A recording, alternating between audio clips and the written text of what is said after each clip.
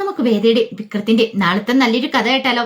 അതിനു മുമ്പായി ആദ്യമായി കാണുന്നവരുണ്ടെങ്കിൽ ചാനൽ ഇഷ്ടപ്പെട്ട ഒന്ന് സബ്സ്ക്രൈബ് ചെയ്യാൻ മറക്കരുത്. വീഡിയോ ഇഷ്ടപ്പെടുവാണെങ്കിൽ ലൈക്ക് ചെയ്യാനും നിങ്ങളുടെ വിലയേറിയ അഭിപ്രായങ്ങളൊക്കെ രേഖപ്പെടുത്താനും മറക്കരുത് കേട്ടോ. അങ്ങനെ നമ്മൾ കാണുന്ന പത്മ ഇഷിതയ്ക്കും വേദയ്ക്കും കുടിക്കാനുള്ള ജ്യൂസൊക്കെ തയ്യാറാക്കണം. അപ്പം ഇഷിത വന്നപ്പം ഇഷിതയ്ക്ക് എന്തെങ്കിലും കുടിക്കാനൊക്കെ കൊടുക്കണമല്ലോ. ആ സമയത്ത് ദീപ്തി ഇങ്ങനെ ആലോചിച്ചു. വേദേച്ചിനും മുറിയുന്ന വലിയ സംസാരം കാര്യങ്ങളൊക്കെ കേൾക്കുന്നുണ്ട്. ഇടയ്ക്ക് വിക്രമേന്റെ പോലെ ഒരു സംസാരം കേട്ടു. തനിക്ക് തോന്നിയതാണോ അത് ശരിക്കും ഉള്ളതാണോ എന്നൊരു ചിന്ത മനസ്സിലുണ്ട്. ഇനി വിക്രമേണ്ണ അങ്ങനെ മുറിയിലുണ്ടോ എന്നൊരു ചിന്ത. അങ്ങനെ ചിന്തിച്ചുകൊണ്ടിരിക്കുന്ന സമയത്ത് പത്മ ജ്യൂസുമായിട്ട് അങ്ങോട്ട് കയറിപ്പോകാൻ തുടങ്ങണം. അപ്പോഴേക്കും ദീപ്തി പറഞ്ഞു, അമ്മേ ആ ജ്യൂസ് ഇങ്ങോട്ട് താട്ട്, ഞാൻ കൊണ്ടുപോയിക്കൊള്ളാം എന്ന് പറഞ്ഞു. ഇത് കേട്ടപ്പോൾ പത്മ പറഞ്ഞു, ഞാൻ കൊണ്ടേ കൊടുത്തോളാം. വേണ്ട, ഞാൻ കൊണ്ടേ കൊടുക്കാന്ന് പറഞ്ഞു. അതും പറഞ്ഞുകൊണ്ട് ദീപ്തി ആ ജ്യൂസ് വാങ്ങി. ജ്യൂസുമായിട്ട് നേരെ വേദയുടെ മുറിയിലേക്ക് ചെല്ലുവാണ്. ആ സമയം ദീപ്തി നോക്കി കഴിഞ്ഞപ്പോൾ കഥ കടച്ചിട്ടിരിക്കുകയാണ്. പെട്ടെന്ന് ദീപ്തി കഥയെ മുട്ടുവാണ്. കഥയെ മുട്ടിക്കഴിഞ്ഞപ്പോൾ ഒരു നിമിഷം വേദയും വിക്രവും അതുപോലെ അകത്തുണ്ടായിരുന്ന ഇഷിതയും നിശബ്ദയായി. വേദയ്ക്ക് അപകടം എടുത്തു. പെട്ടെന്ന് വേദ വിക്രത്തോട് പറഞ്ഞു, വിക്രം ഒരു കാര്യം മാറിക്കോളാൻ പറയാണ്.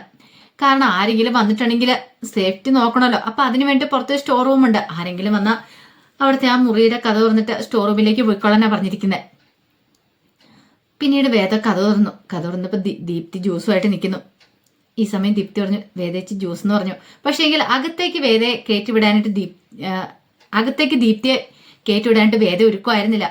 പിന്നീട് വേദ പറഞ്ഞു, ഇങ്ങ് തന്നേക്കാൻ പറഞ്ഞു. അല്ല, ഞാൻ അകത്തേക്ക് വേണ്ട, ഇങ്ങ് തന്നേക്കാൻ പറഞ്ഞു. അതും മേടിച്ചിട്ട് പെട്ടെന്ന് കഥ അങ്ങോട്ട് അടച്ചു. ദീപ്തി അടുത്തത് എന്ത് പറ്റി വേദേച്ചിക്ക്? ഇങ്ങനെയൊന്നും ആയിരുന്നില്ലോ. ഓ, താൻ ഇങ്ങോട്ടേക്ക് വന്ന് ഇഷ്ടപ്പെട്ടില്ല എന്ന് തോന്നും ജ്യൂസുമായിട്ട്. ആ സമയം ഇഷിത വേദയെ നോക്കി. കാരണം ദീപ്തിയുടെ നിപ്പും മട്ടും ഭാവമൊക്കെ കണ്ടിഞ്ഞപ്പോ എന്തോ ഒരു സംശയഭാവത്തിലാണ് നിന്നത്. അത് ഇഷിത ശ്രദ്ധിച്ച കാര്യമാണ്. ഈ സമയത്ത് വിക്രം അങ്ങോട്ട് തിരികെ വന്നു. വിക്രത്തിന് ജ്യൂസ് കൊടുത്ത്. വേറെ ജ്യൂസ് കുടിച്ചില്ല. അത് വിക്രത്തിന് കൊടുക്കുക ചെയ്തേ. അപ്പൊ 2 ഗ്ലാസ് ജ്യൂസല്ലേ ഉണ്ടായിരുന്നുള്ളൂ. ഈ സമയത്ത് ഇഷിത പറഞ്ഞു, ഇത് വേദ ഒരു കാര്യം ഞാൻ പറയാട്ടോ, ഇത് അത്ര സേഫ് ആയിട്ടുള്ള കാര്യമല്ല. ഇപ്പൊ തന്നെ കണ്ടോ, എപ്പോഴേത് നിമിഷം ആരാ കയറി വരുന്നെന്ന് പറയാൻ പറ്റില്ല. ആരെങ്കിലും വന്ന് കണ്ട നിന്റെ ജീവിതത്തെ കൂടെ ബാധിക്കുന്ന കാര്യമാണ്. വിക്രത്തെ ഇവിടെ നിർത്തുന്നതോടെ എനിക്ക് നല്ല യോജിപ്പില്ല എന്ന് പറഞ്ഞു. അപ്പോഴേക്കും വേദ പറഞ്ഞു, അതൊന്നും സാരമില്ല ഇഷിതേ, ഇവിടെ നിർത്തുന്ന ഏറ്റവും സേഫ് എന്ന് എനിക്ക് തോന്നുന്നു. എന്റെ കൺമുന്നിൽ തന്നെ ഉണ്ടല്ലോ. പിന്നെ മുറിവുകളും കാര്യങ്ങളൊക്കെ ഡ്രസ്സ് ചെയ്യണമെങ്കിൽ അത് ഇവിടെ തന്നെയല്ലേ പറ്റുള്ളൂ. അങ്ങനെ ഉത്തരവാദിത്തപ്പെട്ട ആരെങ്കിലും ചെയ്യണ്ടേന്ന് ചോദിച്ചു. ഇഷിത പറഞ്ഞു, കാര്യമൊക്കെ ശരി തന്നെയാ, പക്ഷേങ്കിലും ഇല്ല. അപ്പോഴേക്കും ഇഷിത പറഞ്ഞു, നിന്റെ താല്പര്യം എന്താന്ന് വെച്ചാൽ അത് തന്നെ നടക്കട്ടെ. നിനക്ക് വിശ്വാസം ഉണ്ടെങ്കിൽ പിന്നെ ഞാൻ എന്ത് പറയാനാന്ന് ചോദിച്ചു. ആ സമയം ദീപ്തി താഴേക്ക് ഇറങ്ങി ചെന്നു. പത്മ ചോദിച്ചു, അല്ല മോളെ ജ്യൂസ് കൊടുത്തോന്ന് ചോദിച്ചു. കൊടുത്തു. പക്ഷേങ്കിലേ വേദേച്ചി മുറിയിലേക്ക് കയറാൻ പോലും സമ്മതിച്ചില്ല എന്ന് പറഞ്ഞു. ഇത് കേട്ടോണ്ടാണ് വർഷ അങ്ങോട്ടേക്ക് വരുന്നേ. വർഷം വന്നിട്ട് ചോദിച്ചു, അതെന്താ ദീപ്തിനെ അങ്ങനെ പറഞ്ഞേ? എന്താന്നറിയില്ല, വേദേച്ചി ഇഷിതേച്ചിയും കൂടെ മുറി അടച്ചിരുന്ന് ഭയങ്കര ഡിസ്കഷനിലാന്ന് പറഞ്ഞു. മുറി അടച്ചിരുന്നോ? അതെന്തിനാ അങ്ങനെയൊന്നും എനിക്കറിയത്തില്ല. അതൊക്കെ വേണേ പോയി ചോദിച്ചു നോക്ക്. ഞാൻ ചെന്ന് മുട്ടി ജ്യൂസ് കൊടുക്കാനായിട്ട് ആ സമയത്ത് ആ കഥ തുറന്നേ. പക്ഷെ അകത്തേക്ക് കയറാൻ സമ്മതിച്ചില്ല. അതിനു മുമ്പ് ഡോർ ക്ലോസ് ചെയ്തെന്ന് പറഞ്ഞു. ഓഹോ, അപ്പൊ ആ മുറിക്കകത്ത് എന്തെങ്കിലും ഒരു കള്ളത്തരം കാണണമല്ലോ, അതുകൊണ്ടായിരിക്കുമല്ലോ എന്ന് പറഞ്ഞു. പത്മ പറഞ്ഞു, എന്ത് കള്ളത്തരം? ഒരു കള്ളത്തരം ഇല്ല.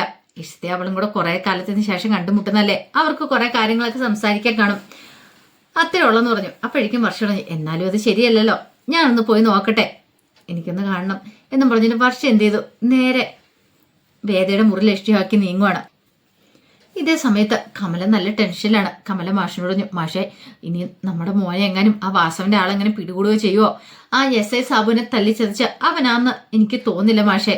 പക്ഷേങ്കിൽ ആ കുറ്റം അവന്റെ തലയിൽ കെട്ടിവെക്കാനാന്ന് തോന്നേ. മാഷ് പറഞ്ഞു, ഒന്നും പറയാൻ പറ്റില്ല കമലെ, നന്ദിനിയൊക്കെ ഉണ്ടോന്ന് ഞാൻ ഒന്നും പറയായിരുന്ന. ഒരുപക്ഷെ നമ്മളെ ആക്രമിച്ച കാര്യങ്ങളൊക്കെ അവനറിഞ്ഞു കാണും. അവനറിഞ്ഞ് വെറുതെ ഇരിക്കുമെന്ന് തോന്നുന്നുണ്ടോ? ഒരിക്കലും ഇല്ല. അവൻ ചെയ്ത് ശരിയായിട്ടുള്ള കാര്യമൊന്നുമല്ല. പക്ഷേങ്കിൽ അവൻ നോക്കിക്കഴിഞ്ഞപ്പം ഇനി ഒരു കാരണവശാലും ആ SI സാബുവിനെ കൊണ്ട് നമുക്കൊരു പ്രശ്നം ഉണ്ടാവരുത്, അത് കരുതിയിട്ടായിരിക്കും ഇങ്ങനെ ചെയ്തേ. അപ്പോഴേക്കും കമൽ പറഞ്ഞു, എൻ്റെ മോൻ ഇവിടെ എവിടെയോ കാണാൻ മേലത്ത് എവിടെയോ ഇരിപ്പുണ്ട്. ഒരു പക്ഷേ നമ്മുടെ ഓരോ ചലനങ്ങളും അവൻ അറിയുന്നുണ്ടായിരിക്കുമല്ലേ പക്ഷേ. അത് ശരിയാ കമലെ, അതുകൊണ്ടാണല്ലോ ഇപ്പം ഇങ്ങനെയൊക്കെ സംഭവിച്ചേ. നാട്ടുകാർ പിന്നെ ഒന്നുമില്ലെങ്കിലും ഇല്ലാത്തൊക്കെ കെട്ടിച്ചമയ്ക്കുമല്ലോ, അതുകൊണ്ട് നമുക്കിതങ്ങ് പൂർണ്ണമായിട്ട് വിശ്വസിക്കാൻ പറ്റില്ല എന്ന് പറഞ്ഞു. അത് കേട്ടപ്പം കമല പറഞ്ഞു, എന്നാലും ഒരുപക്ഷെ ആ വേദയുടെ അരിയിൽ എങ്ങനെ കാണുമോ വിക്രം എന്ന് ചോദിച്ചു. വേദയുടെ അരികിലോ? അതെങ്ങനെ അവിടെ? വേദയ്ക്കാനും അവനെ സംരക്ഷിക്കാനൊക്കെ പറ്റുമോ? അല്ല, ഞാനങ്ങോട്ട് പറഞ്ഞോളൂ, ഇനി വേദയുടെ ഏതെങ്കിലും ഫ്രണ്ട്സിന്റെ വീട്ടിൽ വേദ കൊണ്ടേ ആക്കിയിട്ടുണ്ടോന്ന്. കാരണം വേദയ്ക്ക് അവനെ ഭയങ്കര ഇഷ്ടമാണ് മാഷേ. നമ്മൾ ഉദ്ദേശിക്കുന്ന പോലെ ഒന്നും അല്ലാന്ന് പറഞ്ഞു. മാഷ് പറഞ്ഞു, അതൊക്കെ ഞാൻ നേരത്തെ മനസ്സിലാക്കിയതാ. കാരണം എനിക്കറിയാം അവള് നല്ല പെൺകുട്ടിയാണ്. ഈ കുടുംബത്തിലേക്ക് വരേണ്ടവൾ തന്നെ അവള്. എനിക്കൊരു കാര്യത്തിൽ ഉറപ്പുണ്ട്, അവൾ എന്തായാലും സത്യങ്ങളൊക്കെ പുറത്തു കൊണ്ടുവരിക തന്നെ ചെയ്യും. വിക്രമല്ല ഈ വരണ്ട കൊലപാതകത്തിന്റെ മുന്നിൽ നിന്ന് അവൾ തെളിയിക്കുക തന്നെ ചെയ്യും. അതോർത്തിട്ട് നീ പേടിക്കണ്ട, ധൈര്യമായിട്ടിരിക്കുക എന്നും പറഞ്ഞുകൊണ്ട് കമലയെ ആശ്വസിപ്പിക്കുകയാണ് മാഷ്. അതേ സമയത്ത് വർഷ നേരെ വേദയുടെ മുറിയിലേക്ക് അങ്ങോട്ട് ചെല്ലുകയാണ്. മുറിക്ക് പുറത്ത് നിന്നിട്ട് കഥയും മുട്ടുവാണ്. അപ്പൊ അകത്ത് സംസാരിക്കുന്ന കേൾക്കാം. വിക്രം മാത്രം പതിഞ്ഞ സ്വരത്തിലാണ് സംസാരിക്കുന്നത്. പുറത്ത് കേട്ടിട്ടുണ്ടെങ്കിൽ പിടി വീഴുമെന്നുള്ള കാര്യം അറിയാം. കഥയും മുട്ടുന്ന കേട്ട് കഴിഞ്ഞപ്പം വേദ പറഞ്ഞു, ഇതാരോ പോലും വീണ്ടും വന്ന് മുട്ടുന്നേ, ഒന്നും അറിയില്ലോ, ഇനി തീർത്തിയാൻ മറ്റോ ആണോ. വിക്രത്തോട് മാറിക്കോളാൻ പറഞ്ഞ് കഥ തുറന്ന് വേദ നോക്കിക്കഴിഞ്ഞപ്പോൾ വർഷ ഇവരെന്തിനാ ഇങ്ങോട്ടേക്ക് വന്നൊരു ചിന്തയായിരുന്നു. പെട്ടെന്ന് വർഷ അകത്തേക്ക് അങ്ങോട്ട് കയറാൻ തുടങ്ങുകയാണ്. വേദിച്ചു, എന്താ വർഷേച്ചി, എന്താ നീ വാതിൽ അറിഞ്ഞിരിക്കുന്ന, എന്താ നീ അങ്ങോട്ട് മാറ, ഞാൻ മുറിയിലേക്ക് കയറട്ടെ എന്ന് പറഞ്ഞു ബലമായിട്ട് അങ്ങോട്ട് കയറുവാണ്. വിഷയത്തേക്കൊക്കെ ഭയങ്കര ടെൻഷനായി.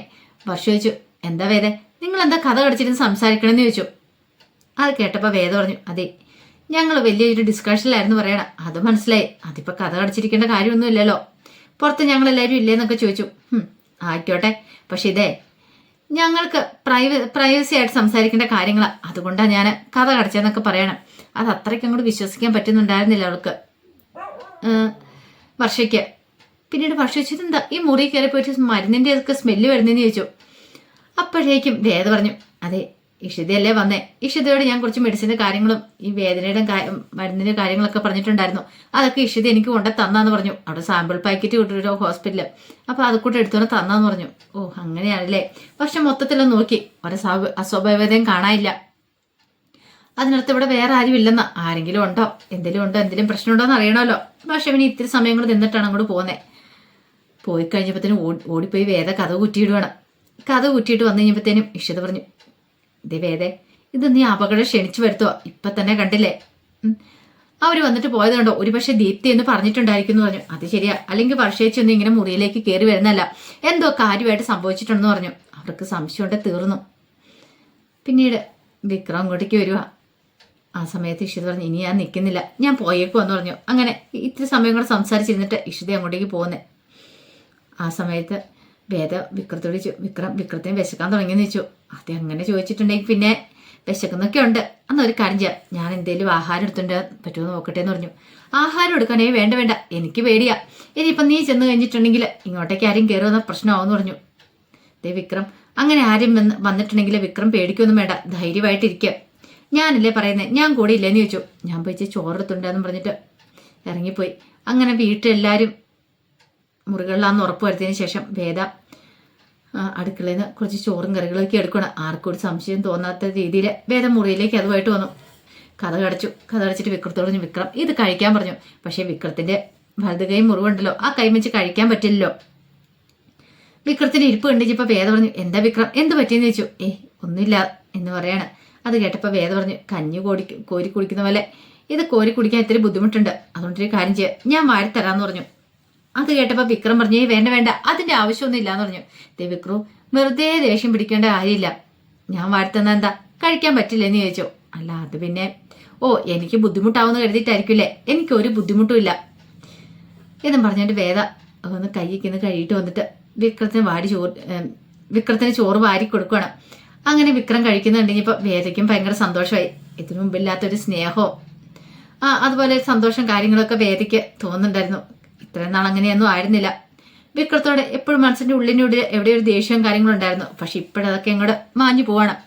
ഒന്നുമില്ലേ തന്റെ കഴുത്തിൽ താലിയാർത്തിയ ആളല്ലേ എന്നൊരു ചിന്ത വേദയുടെ മനസ്സിലുണ്ട്.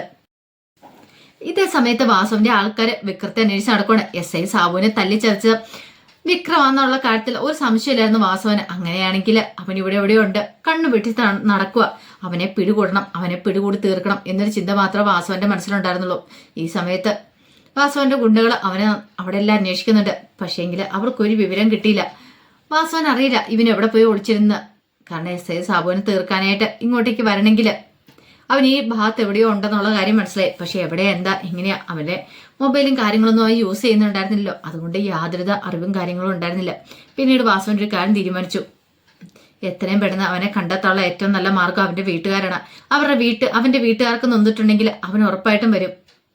ഈ പറയുന്ന ആ മാഷിനും അയാളുടെ 2 ആൺമക്കൾക്കും നൊന്ത് കഴിഞ്ഞപ്പോഴത്തേനും അല്ലേ അവൻ ഓടി വന്നേ. അങ്ങനെയാണെങ്കിൽ ഇത്തവണ ആ കാര്യം ഉറപ്പാ. അവനെ കൊണ്ടുവരാനായിട്ട് ഒരേ ഒരു മാർഗം മാത്രമേ ഉള്ളൂ, അവന്റെ വീട്ടുകാരെ ഉപദ്രവിക്കുക എന്ന് ചില തീരുമാനങ്ങളൊക്കെ എടുക്കുകയാണ്. എത്രയും പെട്ടെന്ന് തന്നെ കണ്ടുപിടിക്കാനായിട്ട് നല്ല മാർഗം അതാന്ന് തോന്നി. അങ്ങനെ ഗുണ്ടകളെ അങ്ങോട്ടേക്ക് മാഷിന്റെ വീട്ടിലേക്ക് പറഞ്ഞു വിടുവാണ്. എന്ത് റിസ്ക് എടുത്താലും ശരി വിക്രത്തെ കൊണ്ട് തിരിച്ചു വരാവുള്ളൂ പറഞ്ഞുകൊണ്ട്. അപ്പം അതിന്റെ വിശേഷങ്ങളൊക്കെ നമ്മൾ കാണാനായിട്ട് പോകുന്നത്. ആ വിശേഷങ്ങൾക്കായി നമുക്ക് എല്ലാവർക്കും കാത്തിരിക്കാം കേട്ടോ. ഒരിക്കൽ കൂടി എല്ലാവർക്കും ശുഭരാത്രി നേർന്നുകൊണ്ട് നിർത്തുന്നു.